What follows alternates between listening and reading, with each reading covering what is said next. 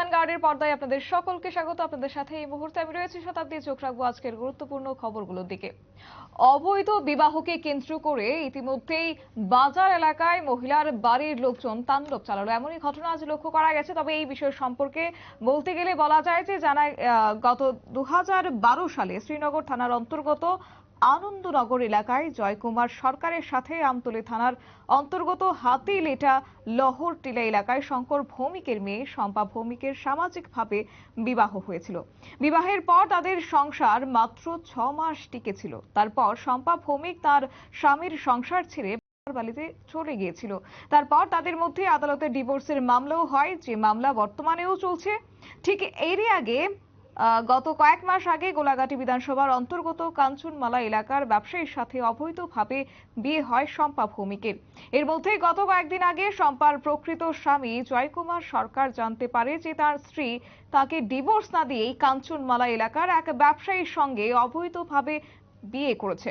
শুক্রবার জয়কুমার সরকার স্থানীয় কাঞ্চনমালা পঞ্চায়েতের প্রধান সহ বেশ কয়েকজনকে নিয়ে এই মীমাংসা সভা চলছিল। সেই মীমাংসা সভা চলাকালীন সময়ে শম্পা ভৌমিক কাঞ্চনমালা গ্রাম পঞ্চায়েতের প্রধান সহ তার স্বামী এবং অন্যান্যদের সাথে অসংলগ্ন আচরণ শুরু করে এবং সেই সঙ্গেই ফোন করে তার বাবার বাড়ি থেকে তার মা সহ কয়েকজন সঙ্গপাঙ্গদের নিয়ে গাড়ি নিয়ে সেই কাঞ্চনমালা বাজার ব্যবসায়ীর বাড়িতে এসে জয়কুমার সরকারকে আক্রমণ করার চেষ্টা করে এবং কাঞ্চনমালা গ্রাম পঞ্চায়েতের প্রধান সহ সভায় উপস্থিত ছিলেন বেশ কয়েকজন। তবে আজকের এই ঘটনাকে কেন্দ্র করে কি রয়েছে শুনুন। আজকে এখানে কি ব্যাপার আছে? এখানে আইছেন? আমি আইসি আমার বিয়ে হয়েছে 2012 আমার সংসার করছে, সংসার করার পরে আমার সাইকেল করছে। এরপরে থানাটা নাকি স্টুল দিয়েছে। এরপরে ডিভোর্স কিন্তু আমরা ফাইল করছি। ডিভোর্স করার পরে আমি জানতাম না যে বিয়ে গেছে। আমার লোক চলে হেঁটে আমাদের একটা আছে। আমি কদিন আগে শুনছি যে হ্যাঁ বিয়ে হয়ে গেছে। নাম কি? শম্পা ভৌমিক। এরপরে আমি শুনছি বিয়ে হয়ে গেছে। আমি আমাদের এখানে একটা জিডিএনটি করছি। জিডিএনটি করার পরে আমার জিডিএনটি থেকে আমার তারা নিজে তুলে দেয় কোন তোমার বউ বিয়ে হয়েছে না। তো বিয়ে হয়েছে না পরে তারপর সেখানে ডাকায় রাখছে হারে সে বিয়ে হয়েছে না। আমি রুগী মাধ্যমে শুনছি যে বিয়ে হয়েছে।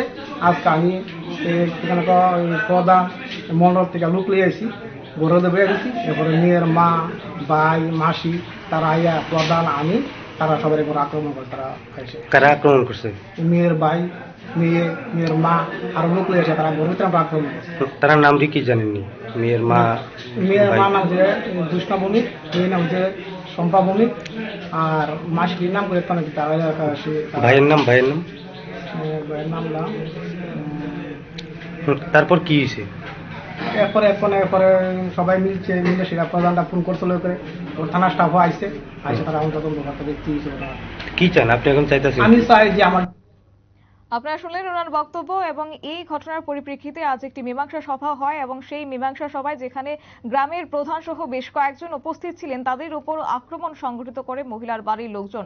তবে ঘটনার বেগতিক বুঝতে পেরে এলাকাবাসী খবর দেয় আমতলী থানা এবং খবরটি আমতলী থানার পুলিশ ঘটনাস্থলে দ্রুত ছুটে আসে এবং ঘটনার নিয়ন্ত্রণে আনে। নিয়ে নিচ্ছে ছোট্ট একটি বিজ্ঞাপন বিরতি, সঙ্গে থাকুন।